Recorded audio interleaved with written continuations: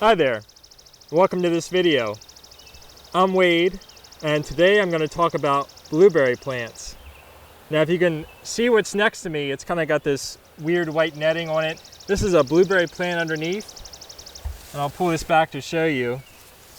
As you can see, there's a ton of blueberries here, and they are absolutely beautiful looking, and they taste delicious. We just picked them a couple days ago, and I mean, they taste wonderful. And if you ever had fresh blueberries, there's nothing that compares quite to fresh versus store-bought. So in this video, I just want to give you a couple fun facts about blueberries, some things maybe you didn't know, or maybe some things that will encourage you to get some plants of your own to try growing blueberries, because they're not as tricky to grow as you might think. Maybe you've been on the fence about getting some blueberry plants, and you think they're a lot of work. You might learn that they're not actually as much work as you think.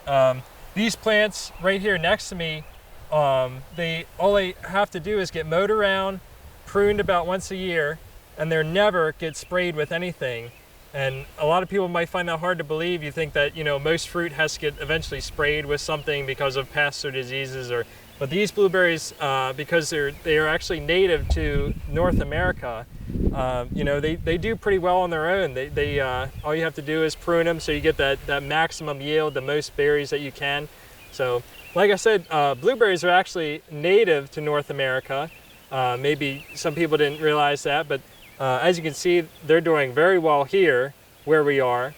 Another fun fact is a cup of blueberries is about 81 calories, so they're not super loaded with calories. Some people might try to stay away from eating too much fruit, but blueberries are honestly one of the best fruits you can eat.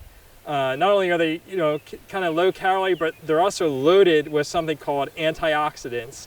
Now if you've maybe heard the term antioxidants before and you're not really sure what they are, basically they help with different processes in the body. Sometimes there's processes that contribute to aging or cause different problems down the road.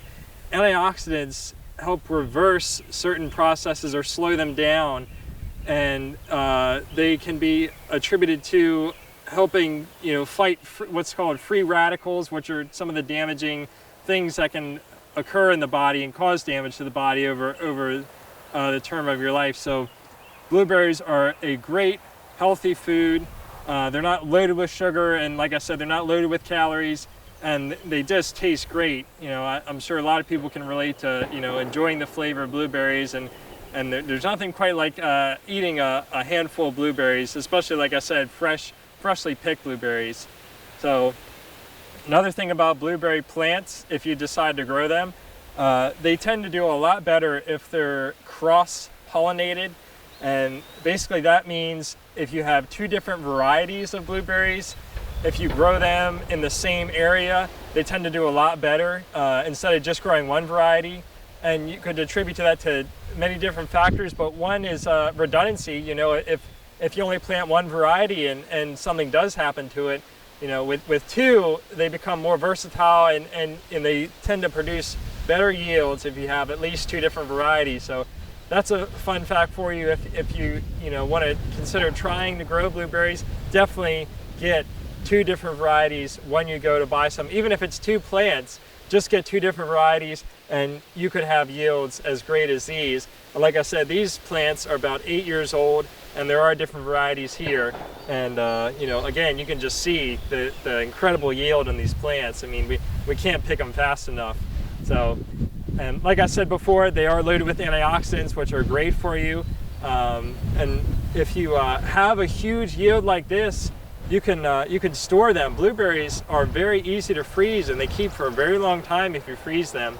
There's some things that are challenging to store for long periods of time, but blueberries themselves, they can go for a long time, even close to a year if you freeze them. So if you eventually get so many that you don't know what to do with them, you can store them, you can freeze them. You don't have to get rid of them or throw them away. So definitely you can definitely do that as well. You can store them as long as you want. So another fun fact is when they're growing, it takes about 2 months for the berries to ripen.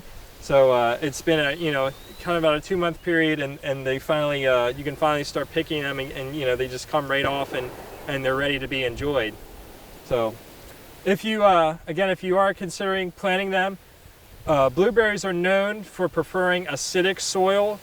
If you're not familiar with, you know, what does acidic mean? It's a pH of around 5.5 to 4.5. It's just how these plants prefer to grow. They prefer those acidic conditions. That's how they've adapted. That's how they, you know, that's how they've grown to get their nutrients and everything. And if it's not the conditions that they prefer, you will not see quite the yield that you would if they were growing in ideal conditions. So I would say if you're going to, you know, do more than a couple of plants, or, you know, if you want to take the time to do it, definitely check the pH of the soil just to be sure that you have an area that you can get the yield from all your efforts to try and grow blueberries. And another thing, you know, they do pretty well on their own. They are native, and you know, they are relatively easy to grow, but you know, you do have to have the acidic soil, and you really want to be careful with fertilizer. I know it's tempting, you know, maybe, you know, you want to put down some fertilizer to try and, you know, get some yield and boost the yield, but you need to be careful with blueberry plants. You really do need to be careful with applying fertilizer around blueberries. They can be easily damaged by any excess fertilizer. So if you are going to apply some, make sure you definitely read up and you know what concentration, you know the amount, and don't fertilize too often.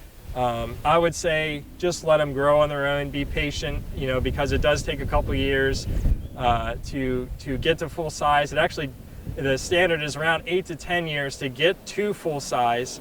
So, you know, the 3rd to 4th year, you will start to see a little bit of yield, but it is a long-term thing. It is a long-term process. So just be patient with them, because I will say that the reward is definitely, you know, getting a full, huge yield. You'll definitely appreciate, you know, waiting and letting the plants do their thing, and you know, you have something to look forward to down the road. So another thing about growing blueberries, it's a good idea to protect the plants. Like I said, this white netting that I'm holding, this is put around the plants to keep out birds and beetles. Especially in this area, we have problems with Japanese beetles. So the birds can definitely steal a lot of berries if you're not careful. And there's a rope tied around the base, and you just tuck the netting around the rope.